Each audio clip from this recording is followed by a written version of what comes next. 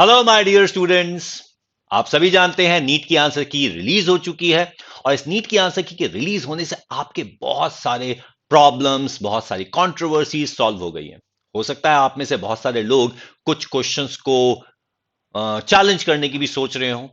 Chemistry के अंदर ऐसे 3 क्वेश्चन थे जिनको चैलेंज किया जा सकता था या जिसके अंदर कंट्रोवर्सीज क्रिएट हो गई थी। चलिए उन 3 क्वेश्चंस के बारे में बात करते हैं कि कौन से 3 क्वेश्चंस थे केमिस्ट्री के जिसमें बहुत सारे स्टूडेंट को बहुत सारी प्रॉब्लम थी। सबसे पहले लाइक, सब्सक्राइब, शेयर और कमेंट जरूर कर दीजिएगा। तो चलिए बात करते हैं पहले क्वेश्चंस की। ये क्वेश्चन था कि there are two statements, a reaction can have zero activation energy. यहां पर डाउट हमारे पास बहुत सारे इंस्टीट्यूट्स में भी हुआ था, कई जगह डाउट हुआ था क्योंकि इसका डायरेक्ट आंसर एनसीईआरटी में अवेलेबल नहीं है। द सिंपल आंसर इज कि the reaction, any reaction according to NTA can not have the zero activation energy. So that's what the answer has been given by NTA, और यही सही भी होना चाहिए अकॉर्डिंग टू मी, क्योंकि when we talk about any reaction, अगर उसकी zero activation energy है मतलब कि रिएक्टेंट एग्जिस्ट ही नहीं कर सकता। अगर हम रेडिकल मैकेनिज्म की भी बात करते हैं तो those radicals are more like transition states, otherwise activation energy is required. तो ये तो पहला क्वेश्चन था जिसके अंदर कहीं ना कहीं कंट्रोवर्सी थी। और दूसरा क्वेश्चन, मुझे नहीं पता कि इस क्वेश्चन में क्यों कंट्रोवर्सी थी कि बहुत सारे स्टूडेंट ने पता नहीं क्यों ऐसा क्वेश्चन मुझसे बार बार पूछा है।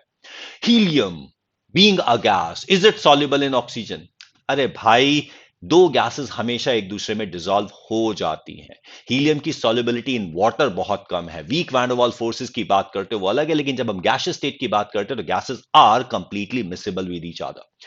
तो यहां पर helium has a high solubility in oxygen. तो असर्शन और रीजन दोनों सही है इस क्वेश्चन के। असर्शन रीजन वाले क्वेश्चन में अक्सर स्टूडेंट को प्रॉब्लम आती ही है। और तीसरा question was a bit about the delta G. यहां पर एक थोड़ी सी कंट्रोवर्सी थी कि is the assertion and reason actually the correct explanation?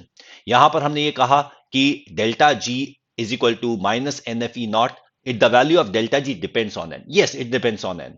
E cell is an intensive property and delta G is an extensive property. अब यहां पर एक डिबेट ये था कि क्या रीजन असर्शन दोनों सही है, ये तो क्लियर है, बट क्या असर्शन का रीजन सही एक्सप्लेनेशन है? NTA said that yes, assertion का जो रीजन है वो करेक्ट एक्सप्लेनेशन है। शायद उन्होंने ये रीजन माना होगा कि जब हम बात करते हैं कि डेल्टा जी एक एक्सट्रिंसिक क्वांटिटी है, तो डेल्टा जी एक्सट्रिंसिक क्वांटिटी है ही इसलिए क्योंकि वो एन पर डिपेंड करती है, या फिर वो एन पर डिपेंड करती है इसलिए वो एक्सट्रिंसिक क्वांटिटी है। So NTA has said both reason and assertion are true, and assertion का रीजन एक करेक्ट एक्सप्लेनेशन है।